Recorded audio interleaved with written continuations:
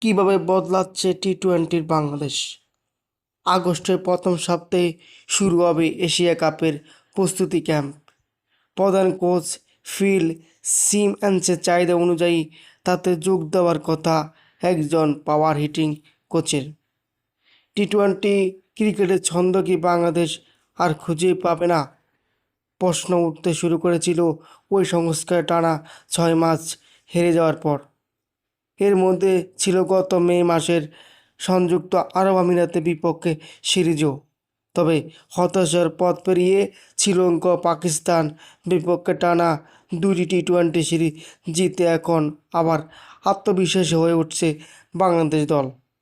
শ্রীলঙ্কা তাদের মাটিতে আর পাকিস্তানের ঘরের মাঠে হারানো বাংলাদেশের পরের মিশন সেপ্টেম্বরে এশিয়া কাপ, তবে দৃষ্টান্তমূলক 2026 টি-টোয়েন্টি বিশ্বকাপের দিকেই।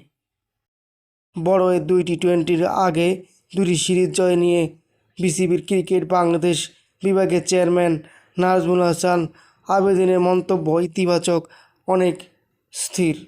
এখন দেখতে হবে এই ধারাবাহিকতা আমরা বজায় রাখতে পারি কিনা।